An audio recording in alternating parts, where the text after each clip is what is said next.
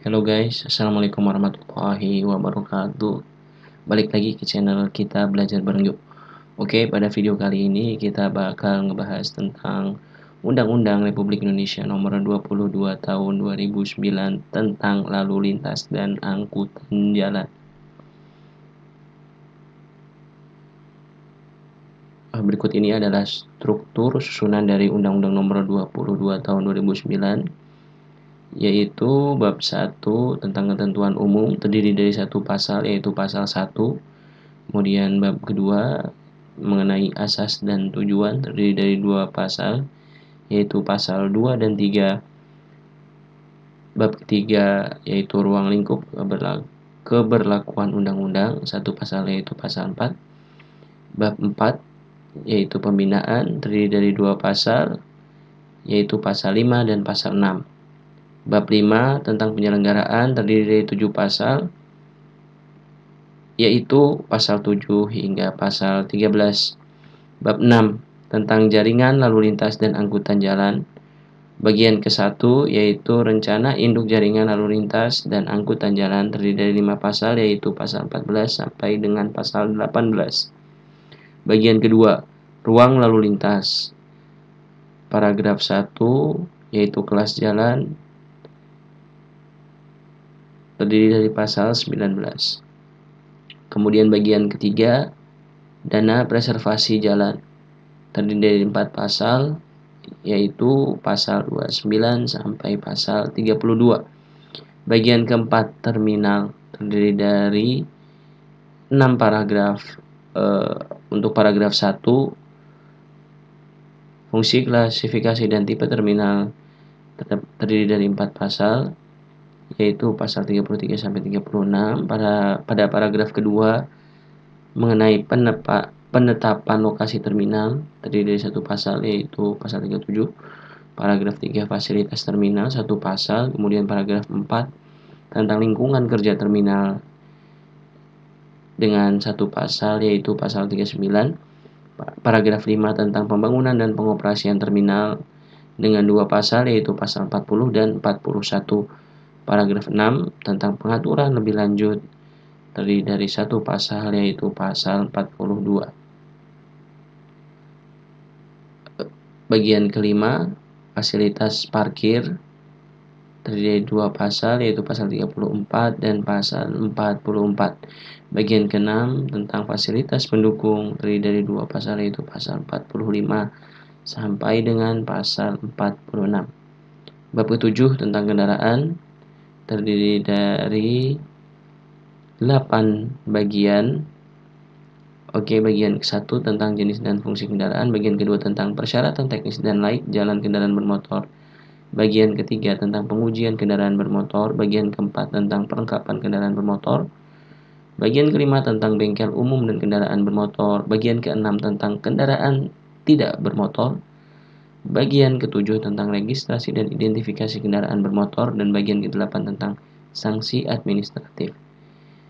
Bab ke-8 tentang pengemudi. Bagian ke-1, surat izin mengemudi atau SIM. Terdiri dari beberapa paragraf, yaitu paragraf pertama tentang persyaratan pengemudi terdiri dari 1 pasal, paragraf kedua tentang pendidikan dan pelatihan pengemudi terdiri dari 2 pasal, paragraf ketiga tentang bentuk dan penggolongan surat izin mengemudi terdiri dari 6 pasal, kemudian paragraf keempat, fungsi surat izin mengemudi terdiri dari 1 pasal. Bagian kedua tentang penerbitan dan penandaan surat izin mengemudi terdiri dari 4 paragraf, yaitu paragraf pertama tentang penerbitan surat izin mengemudi dengan 2 pasal, paragraf kedua tentang pemberian tanda pelanggaran pada surat izin mengemudi terdiri dari 1 pasal, paragraf ketiga tentang waktu kerja pengemudi terdiri dari 1 pasal, paragraf keempat tentang sanksi administratif terdiri dari 2 pasal. Kemudian selanjutnya di bab 9 tentang lalu lintas, paragraf pertama tentang pelaksanaan manajemen dan rekayasa lalu lintas terdiri dari 3 pasal, yaitu pasal 93, 94, dan 95. Paragraf kedua tentang tanggung jawab pelaksanaan manajemen dan rekayasa lalu lintas terdiri dari 3 pasal, yaitu pasal 96, 97, dan 98. Bagian kedua, analisis dampak lalu lintas, terdiri dari 3 pasal, yaitu pasal 99, pasal 100, dan pasal 101. Bagian ketiga, pengutamaan alat pemberi isyarat lalu lintas, rambu lalu lintas, marka jalan, dan petugas yang berwenang.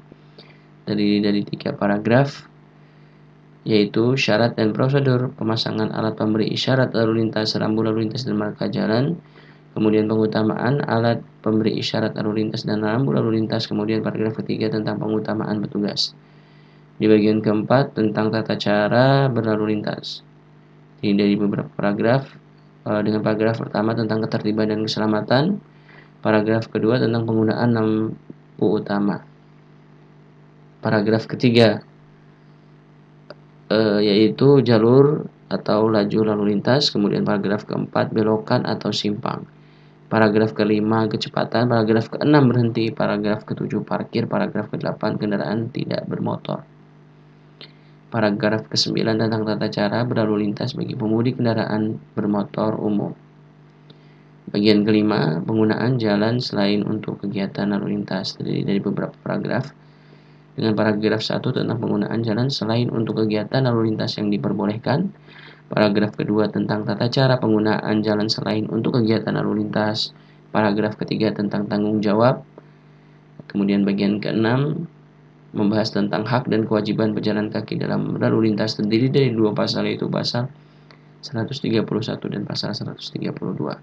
Bagian ketujuh tentang manajemen kebutuhan lalu lintas, terdiri dari 1 pasal, yaitu pasal 133. Bagian ke-8 hak utama penggunaan jalan untuk kelancaran, terdiri dari 2 paragraf. Paragraf pertama tentang penggunaan jalan yang memperoleh hak utama, terdiri dari 1 pasal, yaitu pasal 134. Selanjutnya paragraf kedua tentang tata cara pengaturan kelancaran, terdiri dari 1 pasal, yaitu pasal 135. Bagian ke-9 sanksi administratif, terdiri dari 1 pasal, yaitu pasal 136. Bab 10 angkutan, terdiri dari beberapa bagian, yaitu bagian ke-1 angkutan orang dan barang, terdiri dari 1 pasal, yaitu pasal 137. Bagian kedua kewajiban menyediakan angkutan umum, terdiri dari 2 pasal, yaitu pasal 138 dan pasal 139. Bagian ketiga tentang angkutan orang dengan kendaraan bermotor umum. Paragraf 1 tentang umum dengan 1 pasal, yaitu pasal 140. Paragraf kedua tentang standar pelayanan angkutan orang, terdiri dari 1 pasal, yaitu pasal 141. Paragraf 3 tentang angkutan orang dengan kendaraan bermotor umum dalam trayek, yang terdiri dari 9 pasal, yaitu pasal 142 sampai dengan pasal 150. Kemudian ini dia, selanjutnya ada bagian keempat, bagian kelima dan keenam, seperti dapat dilihat pada slide presentasi. Kemudian ini bagian selanjutnya, bagian ke-7 pengawasan muatan barang, bagian ke-8 pengusahaan angkutan, bagian ke-9 tarif angkutan, kemudian bagian ke-10 subsidi angkutan penumpang umum, bagian ke-11 kewajiban hak dan tanggung jawab perusahaan angkutan umum, bagian ke-12 tanggung jawab penyelenggara, bagian ke-13 industri jasa angkutan umum, bagian ke-14 tentang sanksi administratif. Bab 11 berjudul tentang keamanan dan keselamatan lalu lintas dan angkutan jalan, terdiri dari 4 bagian. Kemudian di bab 12 tentang dampak lingkungan, terdiri dari 3 bagian. Kemudian bab 13 tentang pengembangan industri dan teknologi sarana dan prasarana lalu lintas dan angkutan jalan, terdiri dari 5 bagian. Kemudian bab 14 tentang kecelakaan lalu lintas, terdiri dari 4 bagian.